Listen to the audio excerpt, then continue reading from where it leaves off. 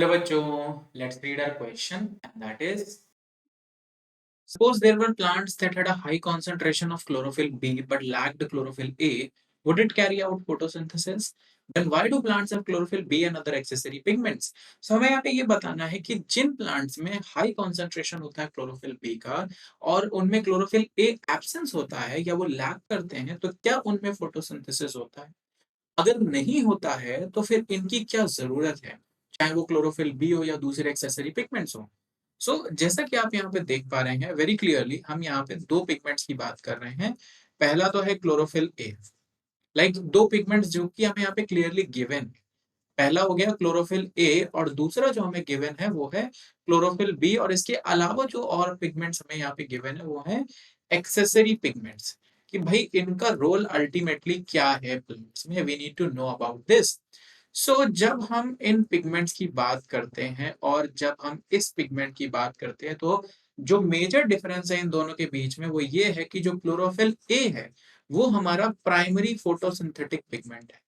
जब भी आपसे पूछा जाए कि बताओ प्राइमरी फोटोसिंथेटिक पिगमेंट क्या है, तो वो क्लोरोफिल ए है। और जब हम बात करते हैं क्लोरोफिल बी की या एक्सेसरी पिगमेंट्स की, तो ये क्या करती हैं? ये प्लांट को हेल्प करती हैं कि प्लांट जो है ब्रॉडर वेवलेंथ की जो लाइट्स हैं उनको एब्जॉर्ब कर सके। As you know, primary photosynthetic pigment का मतलब यहाँ पर ये है कि प्लांट जो है अल्टीमेटली, या फिर हम कहें जो क्लोरोफिल है वो क्या कर रहा है?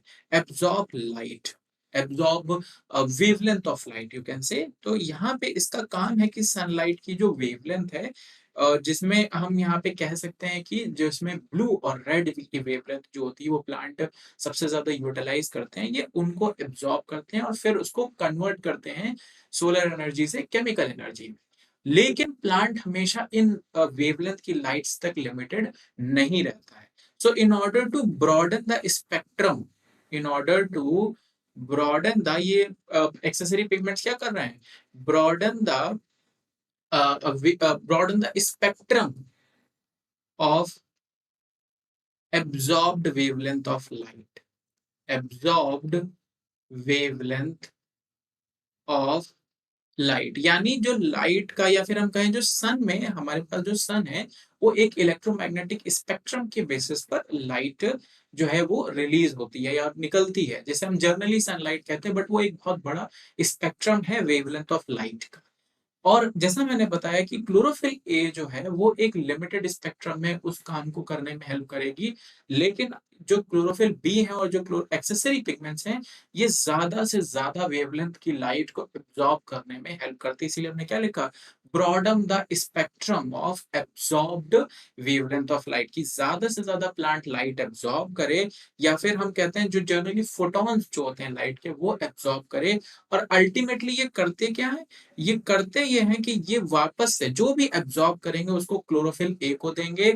और क्लोरोफिल ए जो है, क्योंकि वो रिएक्शन सेंटर पर प्रेजेंट होता है जहां से इलेक्ट्रॉन ट्रांसफरिंग होती है, तो क्लोरोफिल ए अल्टीमेटली उस चीज को नेक्स्ट आगे हम जो फोटोसिंथेसिस में इन्वॉल्वमेंट होती है उसकी यूटिलाइजेशन में हेल्प करता है। बट अगर हम यहाँ पर कह रहे हैं कि भाई क्या क्लोरोफिल ए अगर नहीं है तो क्या फोटोसिंथेसिस होगा, तो हम यहाँ पे लिख सकते हैं no. If any plant lack if any plant lacks chlorophyll, there will be no chance कि वहां पे फोटोसिंथेसिस होने वाला है। If plants lack chlorophyll A, हम यहाँ पे क्लोरोफिल की जर्नल बात नहीं कर रहे हैं, हम स्पेसिफिक पिगमेंट की बात कर रहे हैं, तो हम यहाँ पे क्या लिख सकते हैं?